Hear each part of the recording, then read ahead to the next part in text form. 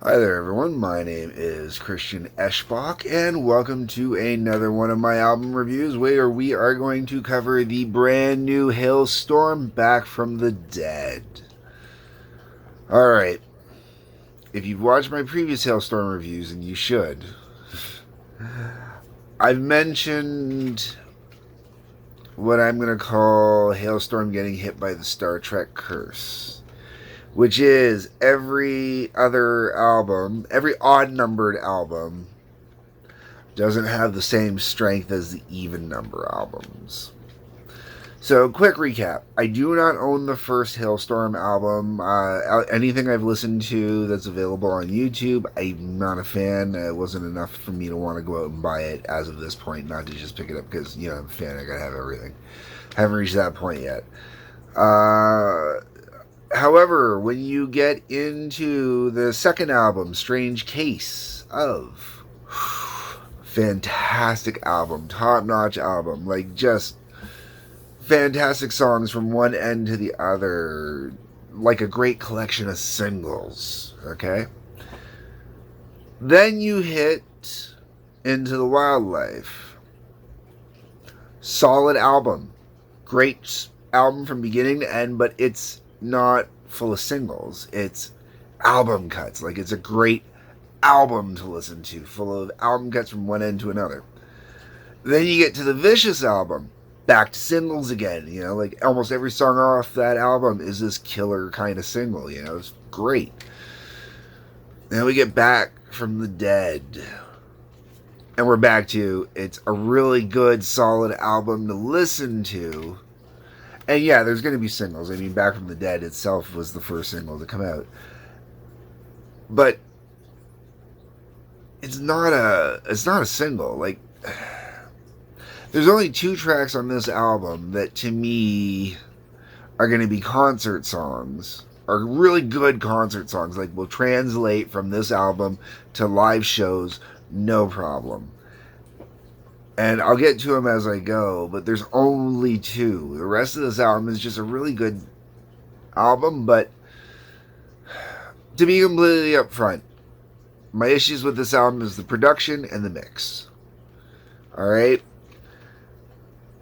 The one thing I've loved about most Halestorm albums and whatnot is that every instrument is very clear, very concise, very pops out on its own. Production and the mixing on it and the balance and the levels and stuff like that is perfect. Done beautifully. The mix on here and the production value on here, the sound on here reminds me a lot of Nickelback's Feed the Machine album, which I've done a review for, and I don't mind the album. It's an enjoyable album, but Hailstorm's better than that. As musicians, they are better than that.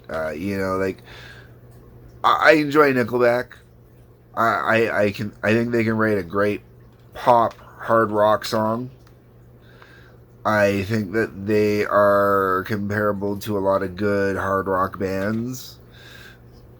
Can't really solo very well. That's not a problem you get with Halestorm. And the musicianship I find with Halestorm in general is just better than what you're going to get with Nickelback. So when this album really kind of sounds like the Feed the Machine album to me, it kind of takes away from this album. The other thing too is, to me, I think this is going to be one of those albums in a long line of what people are going to refer to as COVID studio albums. So, the band's got nothing else to do, so they go in the studio and they record an album. And I think we're going to get quite a few of those possibly out of this year. This is not the first album I'm running into that's going to fall under that category. The Red Hot Chili Peppers album that I've covered already, Unlimited Love, I didn't think of calling it a COVID studio album at the time, but it's close to falling under that category. Rammstein's new album, Spoilers, definitely I would call a COVID studio album.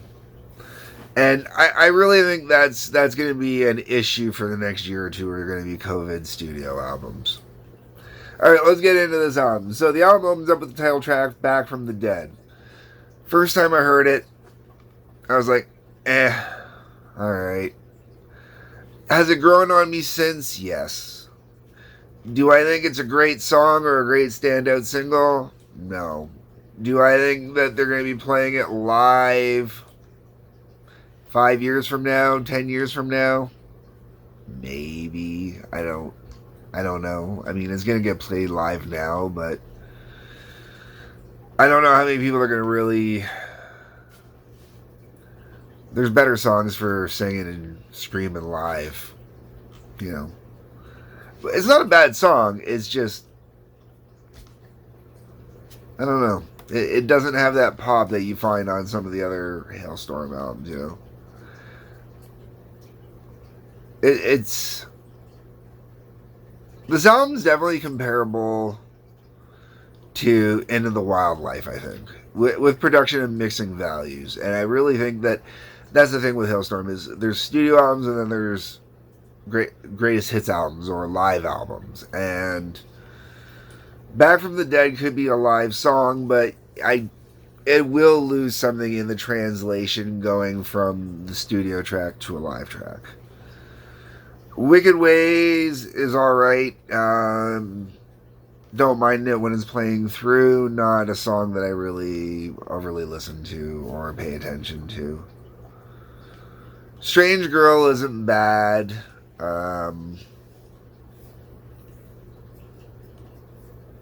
Same thing. It's good when it's playing through, not one that I overly concentrate on or listen to.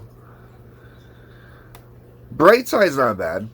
I pay a little bit of attention to Brightside. The album picks up a little bit more when you hit Brightside. I'm paying a little more attention. Not a lot, but a little more.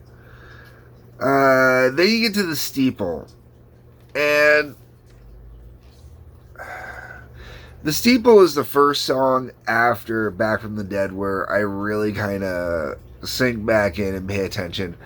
And I think this song has some good live potential, and I think it's going to be one of those songs that could be pulled out every now and then, or on a tour is pulled out and thrown in the middle of the show for the fans, you know.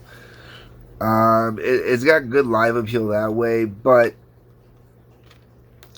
considering a lot of the other stuff that Halestorm's already released, it kind of feels... It feels like they took kind of a basic or generic song and tried to overly complicate it. That's, at least the production-wise, the production and the mix, it sounds like they tried to overly complicate it. It could have maybe been stripped back a little bit more. Terrible Things. Terrible Things is the first of the two songs I was talking about that I think could be played live. And it's a slower song. I don't want to call it a ballad. It's a proper slower song, you know. Beautiful, beautiful song, and I really get into it. And when I saw Halestorm live during the Vicious tour, they did they took a little break in between to do a few slow songs, kind of slow it down and let Lizzie take a break because she's going the whole time. I mean, the whole band's going the whole time, but let everybody kind of take a break, get a moment, whatnot. Go out there and play some of the prettier, lighter stuff, slower stuff, you know, acoustic-y kind of stuff. And I think Terrible Things could fit in a set like that and definitely carry through. No problem. Absolutely. And it's a really good tune. It really is. It's the first song on the album where I really go, I could see that still being played live years from now. My Redemption, not a bad tune. It's kind of like I've said everything else already. I think it might be more enjoyable if it was done differently. If the mix was done differently. I really not a fan of the mix on this album, honestly. Bombshells, not bad. It's alright. I Come First, same thing. It's not bad. It's alright. Psycho Crazy, not bad. It's alright. And then Raise Your Horns. Raise Your Horns is like Here's to Us. When they finish off the album with Here's to Us. It works. It's got the right sound. It's got the right vibe. Raise Your Horn's got the right vibe. It's, this is the other song that'll be a great, not, yeah, it could be a great live song. And it can be carried on throughout the years, no problem. It can replace something like Here's to Us. I think Here's to Us is still better than this. But Raise Your Horns is really good. It's got that right vibe. It's got that acoustic-y yet celebrational kind of vibe. And it closes off this album beautifully. And I can see it being a live song as well for years. I think it's funny that the two pretty much slowest songs, or the two softest or more acoustic songs on this album, are the two I think are going to be the biggest live staples years from now. And neither of them are ballads. That's the beauty of it. They're slower, they're acoustic, but they're not ballads. And that's a wonderful thing. That's one thing I really like about Halestorm, is when they do a softer song, it's not a ballad. Could you call it a tender song? Absolutely. Could you call it, in some cases, definitely a more feminine song? Sure. But it's... I've never heard them release a Bon Jovi-esque or Def Leppard-esque kind of single, you know what I'm saying? Where they gotta release the ballads to stay alive. If you are a Halestorm fan, there is a good possibility you'll like this album, but you have to be a Halestorm fan. If you're a Halestorm Greatest Hits fan, I don't think you're going to like this album. I could be wrong, who knows. But this is definitely an album that is meant to be enjoyed as an album. And out of all the Halestorm albums I own, and I don't own the first album, as I said at the beginning, I don't own the first album, but out of all the Halestorm albums I own, including the EPs, the Reanimate EPs, this is probably going to be the one I would listen to the least, honestly. To this day, I'm going to be honest, Strange Case Of is still my favorite Halestorm album. No, you know what? Vicious, maybe. It's either... tough call. It's either Strange Case or it's Vicious. But both of those albums are, I think, fantastic albums. Great single cuts, great cuts the whole way through. Alright, those are my thoughts, those are my opinions. Let me know what your thoughts and opinions are. That is what the comment section is for. I know people are going to disagree with me on this one. But, once again, for me, the biggest problem with this album is the production / mix. I don't like the sound of it. I think that it makes them sound too processed, too studioed, too let's just make this work kind of. Anyways, comments, blast away. Hit the like button, hit the subscribe button. There's a link to Patreon below. Peace, love, take care.